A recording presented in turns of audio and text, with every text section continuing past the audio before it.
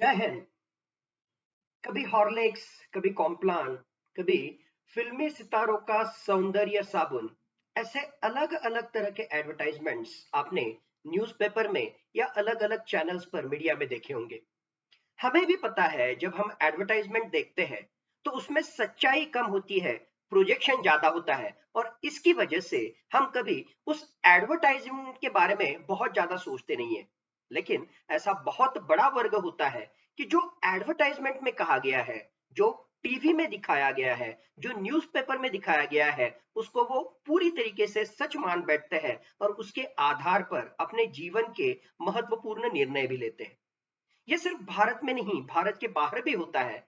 लेकिन जैसे मैंने कहा है कि दिखावे पे मत जाओ, अपनी अकल लगाओ।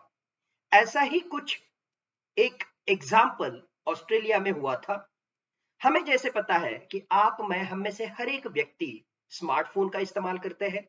अलग अलग कंपनीज के ये स्मार्टफोन होते हैं और सैमसंग कंपनी का एक स्मार्टफोन सारे विश्व में ही जो है बड़े पैमाने पर वहां पे इस्तेमाल किया जाता है। सैमसंग कंपनी के इस मोबाइल के एडवर्टाइजमेंट में एक बात कही गई थी कि हमारा जो मोबाइल है वो इतना बेहतरीन है कि वो वाटर प्रूफ है, पानी में भी जो है एक्सेलेंट क्वालिटी का रिकॉर्डिंग आप उसके माध्यम से कर सकते हो। And in a way Samsung smartphone ये वाटर प्रूफ मोबाइल है, वाटर प्रूफ स्मार्टफोन है। इस तरह का एडवर्टाइजमेंट उन्होंने वहां पे किया। ऑस्ट्रेलिया के कुछ लोगों ने ये सैमसंग मोबाइल वहां पे लिया और सचमुच में जब वो पानी में वो रिकॉर्डिंग करने लगे तब ना रिकॉर्डिंग हुआ, ऑन द कॉन्ट्ररी उनका मोबाइल खराब हो गया। अब इसके बाद में वो चुपचाप नहीं बैठे, वो जो है उस सैमसंग कंपनी के खिलाफ ऑस्ट्रेलिया के न्यायालय में गए, वहां पे जुडिशरी के सामने उन्होंने गुहार लगाई। काफी महीनों तक उन्होंने ये केस चलाई और सैमसंग कंपनी के ऊपर जो दावा उन्होंने ठोका था कि सैमसंग कंपनी फेक एडवर्टाइजमेंट करती है। सैमसंग कंपनी एक तरीके से जो है दुनिया को, अलग अलग लोगों को जो है गुमराह करने की कोशिश करती है और इस दावे को उन्होंने ऑस्ट्रेलियन कोर्ट्स के सामने रखा। बहुत महीनों तक ये केस वहां पे चली और फाइनली ऑस्ट्रेलियन कोर्ट ने सैमसंग कंपनी को एक तरीके का जुर्माना वहां पर उनके ऊपर लगाया और कोर्ट ने कहा कि सैमसंग कंपनी ने फेक एडवर्टाइजमेंट किया हुआ है। सैमसंग कंपनी के खिलाफ ऑस्ट्रेलिया के कोर्ट ने एक नहीं, दो नहीं, total 97 lakh crore, 97 lakh crore, sorry 97 lakh dollars, not crore, 97 lakh dollars, 9.7 million dollars, इतना जुर्माना, इतना फाइन सैमसंग कंपनी के ऊपर ऑस्ट्रेलिया के जुडिशरी ने ठोका है। मुख्य मुद्दा क्या है? Fake advertisement. ये मामला सिर्फ सैमसंग कंपनी से संबंधित नहीं है।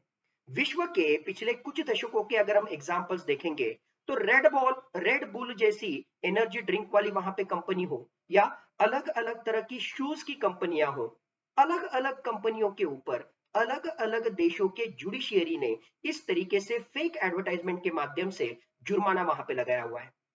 भारत में भी हमें पता है department of consumer affairs, ministry of consumer affairs, ग्राहक संरक्षण मंत्रालय है। इतना ही नहीं, भारतीय ग्राहकों का संरक्षण करने के लिए कंज्यूमर प्रोटेक्शन राइट्स एक्ट, जिसमें रिसेंटली कुछ अमेंडमेंट भी किए गए हैं, कुछ बदलाव भी किए गए हैं और इसके माध्यम से ग्राहकों के संरक्षण का वहां पे ध्यान दिया जाता है। कानून है, लेकिन भारत की अगर हम बात करें तो ये कानून जो है अभी भी इनएडिक्वेट है, अपर्याप्त है और उससे ज्यादा महत्वपूर्ण चीज, इस प्रक्रिया को जो है अगर हमें पूरी तरीके से चलाना है तो it's a time consuming process, काफी समय ये सारी प्रक्रिया वहां पे लेती है। तो भारत में अभी भी अवेयरनेस की जो जरूरत है, भारत में अभी भी कंज्यूमर प्रोटेक्शन से संबंधित कानून मजबूत करने की वहां पे जरूरत है और भारत में इस प्रक्रिया को और कितना सरल सुलभ बनाया जाए इसकी जरूरत है। तो इस चीज को देखते हुए एज अ कंज्यूमर हमें एक बात जरूर ध्यान में रखनी चाहिए, सैमसंग का एग्जाम्पल सारे विश्व के सामने है। दिखावे पे मत जाओ, अपनी अकल चलाओ। यानी सिर्फ जो एडवर्टाइजमेंट में दिखाया जाता है, बहुत सारे उसमें फेक एडवर्टाइजमेंट होते हैं।